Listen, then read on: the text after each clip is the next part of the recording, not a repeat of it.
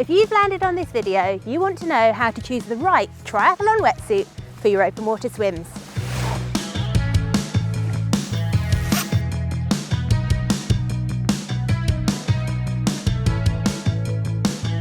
Choosing a wetsuit can be really tricky because there's so many different ones on the market, all with multiple different features.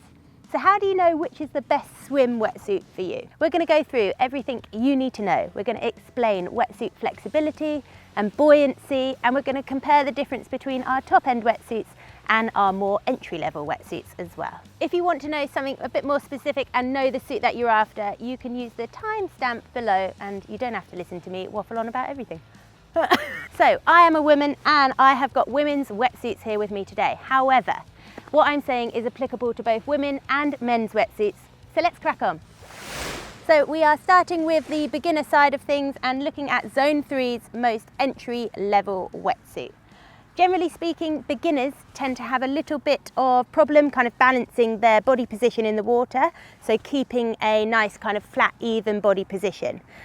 Your legs tend to sink a little bit. This means that something to really look out for, and that you'll find across like the whole Zone 3 range, is thicker buoyancy, so thicker neoprene around your leg area and around your core. The reason for this is that it will just keep you a flatter body position in the water, and that actually allows you to just glide through the water easily, which then in turn just makes swimming that much more efficient.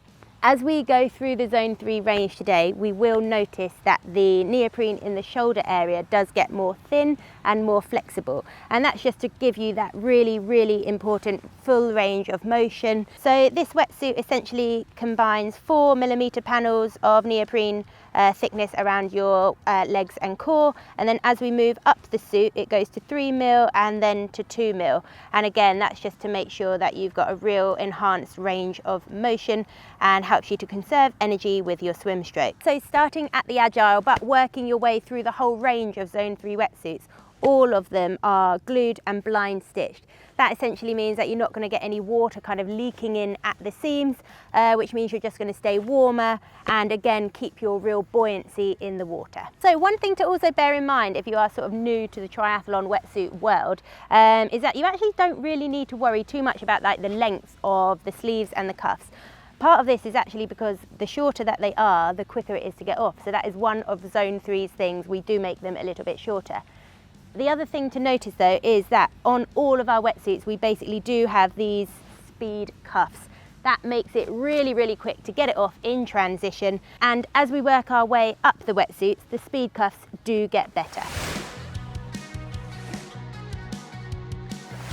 We are now moving on to the Zone 3 Advanced wetsuit. As the name suggests, you are moving slightly up the scale in terms of from a beginner to maybe perhaps an intermediate kind of swimmer or triathlete. Essentially, we are moving up the scale of tech that is actually built into the wetsuit, and we are kind of moving more towards a more performance-based wetsuit for both your training and your racing. It's worth noting that all the wetsuits in the Zone 3 range, starting from the Advanced wetsuit and up, are made from Yamamoto neoprene, which is made from limestone instead of oil and is much more flexible than other brands of neoprene. So similarly to the wetsuit that we just looked at, the Agile, the Advance has still got very much the thicker buoyancy in your legs and core area.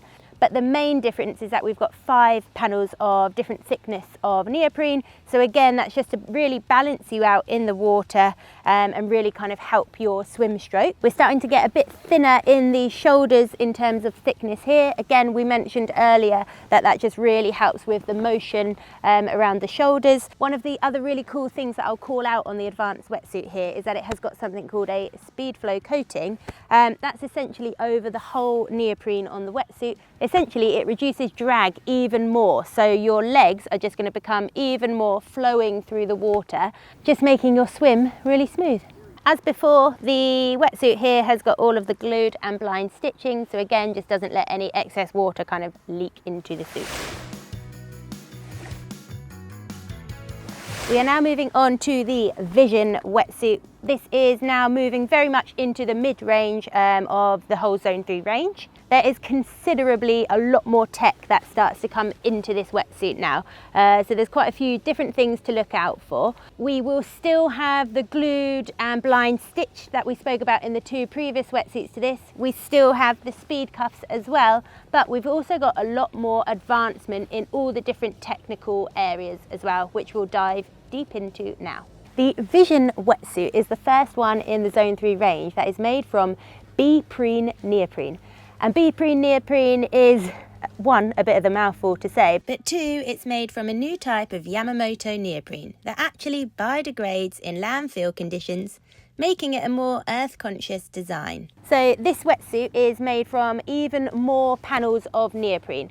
So essentially, the more panels that the wetsuit is made up of, the more flexible it's going to be, and the different thickness of buoyancy you can get in there to really balance you out in the water. So the Vision has actually got 10 completely different panels on here, but one really cool thing is that it has got one really big panel all around your shoulders and chest area, and that in turn just completely increases the amount of flexibility you have got in that area. So again, that's something that we've spoken about quite in depth, is the flexibility around your shoulders. This is the most flexible of the 3 we've looked at so far. So we have spoken about that if you're more of a beginner, you can struggle to get the good body position in the water and stay flat. As you actually progress with your swimming technique, you do actually want to roll your body in the water. Again, it just makes your stroke more efficient. As you move up the wetsuits, there is something called a body rotation enhancement panel that is actually kind of built into the wetsuit. So again, it just really helps you with that body position in the water, but this time, instead of just keeping you flat, it allows you to roll. So that's just better if you are more of an advanced swimmer where your technique is really going to benefit from it. The 3 wetsuits that we've looked at already, so the Agile, the Advanced and the Vision here, are all what we will call a comfort fit wetsuit, and they are all slightly more straight cut around your torso, so very much a comfort first wetsuit. The next wetsuit that we're looking at is the Aspire. Oh, sorry, and that's the one I'm wearing. With this wetsuit, we are definitely looking at the more advanced open water swimmer and triathlete. It is definitely designed to be a faster wetsuit. It's also definitely designed to help you, again, be smoother in the water. Similarly, this is made of neoprene, so again, the new Yamamoto neoprene that is biodegradable in landfill conditions. Really similar to the wetsuit that we just looked at again is that the Aspire here has got the one-piece kind of panel around the shoulders and the chest here. So again, that just really helps with your swimming technique and the flexibility in this area. We use Yamamoto 40 neoprene in this area, which is the thinnest and most flexible neoprene available on the market. So we've spoken about the tech getting a little more advanced as we go up through the wetsuits, and this is where it really starts to come into play a little bit more. As you can see on my arms here, we have got the cool spot panel. It's essentially a catch panel, and this is the first wetsuit in the range that we'll see this on so far. The catch panel essentially allows you to really feel the water as you're swimming. So again, if you are a better swimmer, a more advanced swimmer, that's going to really be something key that you're doing with your swim stroke. A really important part of your swim stroke is being able to feel where you are in the water and really push that water behind you. So having this bit of different material here just really allows you to do that. Essentially, this bit is just not neoprene right here because you don't need this little bit of your arm to have buoyancy, but it just allows you to really feel the water. One of the other new technical features that we'll see in this wetsuit is that it has got a Silk X lining, and that is essentially a really smooth lining, so it just feels great against your body, and just really like the most comfortable one that I've definitely put on so far. And this type of lining also helps with speedy removal in transition. The Aspire wetsuit is also where we start to really see the performance fit of our wetsuits, and it's essentially here where a lot of the paneling kind of really fits a lot tighter, and also around like the arms and shoulders, everything is just a more slim fit, essentially just again to help you really glide through the water. The Aspire is the next wetsuit in the range, like the Vision, to have a body rotation enhancement chest panel, which stabilises body position and improves energy efficiency. But we make a step up in tech here, as the men's Aspire also uses aerodome in the leg area for 30% more buoyancy. We are now moving on to the all singing, all dancing Vanquish X. I'm actually also holding here the limited edition, which is the gold, and this is essentially our top end elite wetsuit for triathletes and open water swimmers. It has got the most tech out of all of the wetsuits that we've looked at so far, and we will deep dive into that now. We're going to start off with the shoulder flexibility here. So I know I've banged on about this a lot, but this in the last 3 wetsuits has been like the one panel all across the chest and the shoulders for that extra flexibility.